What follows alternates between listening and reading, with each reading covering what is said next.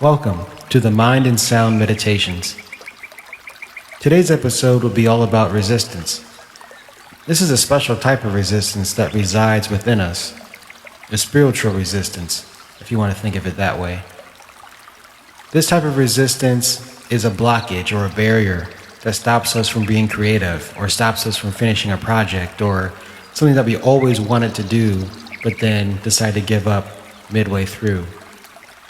Today's reading is from The War of Art by Steven Pressfield, and the book is all about resistance and its many forms and how to overcome it or what to do when you encounter it.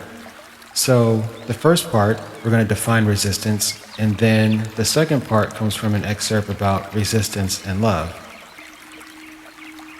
Most of us have two lives, the life we live and the unlived life within us. Between the two stands resistance.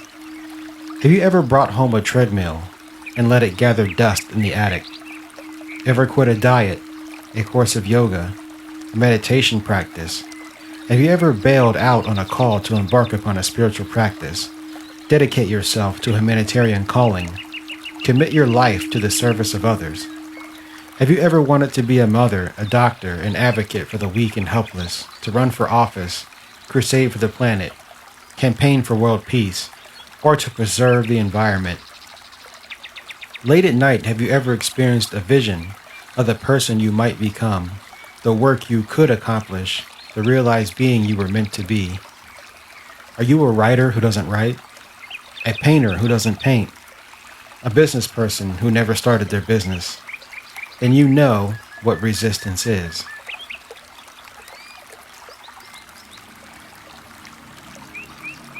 Resistance and love. Resistance is directly proportional to love. If you're feeling massive resistance, the good news is it means there's tremendous love there too.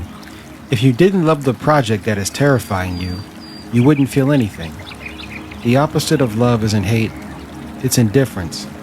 The more resistance you experience, the more important your manifested art, project, enterprise is to you, and the more gratification you will feel when you finally do it.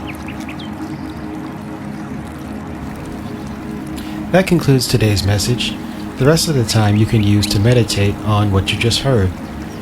You can either take a mental image of the photo on your screen of the forest and try to visualize it in your mind with the sound still playing, or you can turn the phone off completely, close your eyes, and meditate in silence if you choose. Feel free to share any thoughts you have in the comments.